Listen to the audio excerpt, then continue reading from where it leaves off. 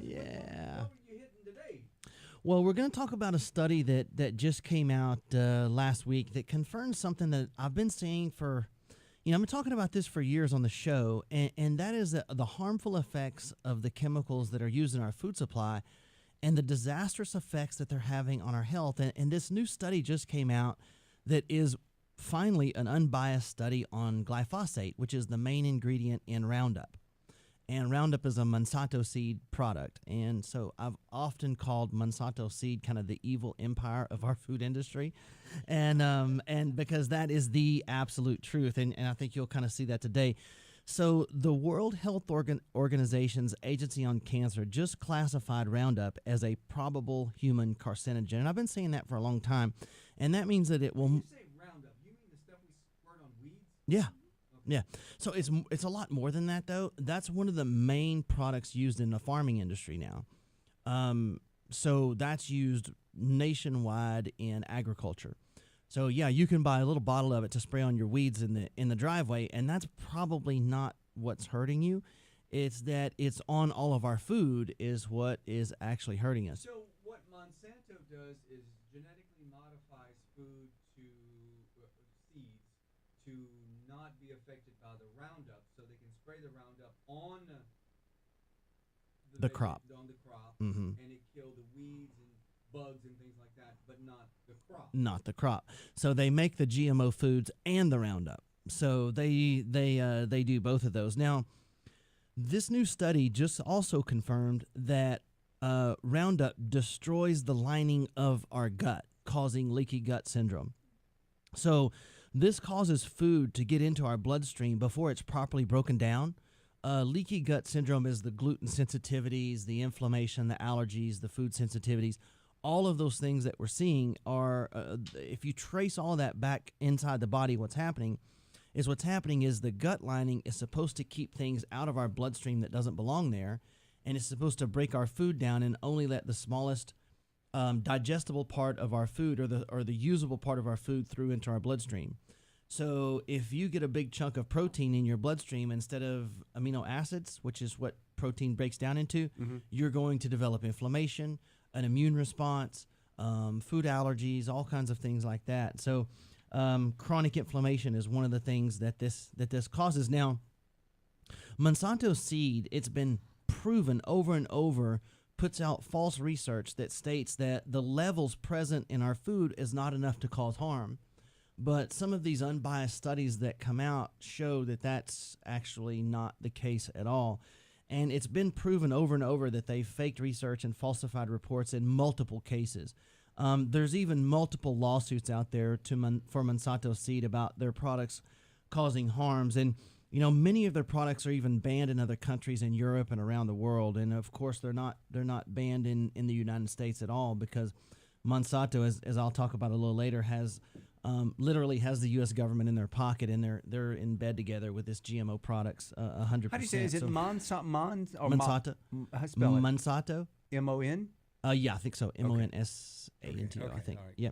So other countries are banning GMO foods due to the research being falsified about it, and it's doing harm to the test animals. It literally, some of these GMO studies they did with rats, it literally destroyed the digestive tract of the test animals, and they falsified that it didn't. It even destroyed the kidneys and liver in some of the rats that they were feeding this GMO foods. Now, if it can destroy the liver of a rat who's designed to eat garbage, and it can destroy their digestive system, imagine what it's doing to our digestive system. And the key, what you just said, listen to the key words. A rat is designed to eat garbage. And these GMO foods destroy their digestive system. So and they falsified a lot of that research. But Monsanto has a whole department dedicated to controlling public opinion about this. And so, sometimes you'll get these people say, well, the studies show that, there's not a high enough level in our foods to cause any harm. Those are all falsified studies. And we have we have the real studies to prove that. So what they do is they plant GMO foods that are resistant to Roundup called Roundup Ready. And so what Monsanto did is they took a soybean genetic structure. So they took a soybean genes and they spliced on a virus gene on one end of it. And then they took the other end of it and they spliced a bacteria gene on it. So what you have is you don't have a soybean anymore. You have part soybean, part virus, part bacteria, so that you can spray more cancer-causing Roundup on it and it won't kill it. And that's what we're eating.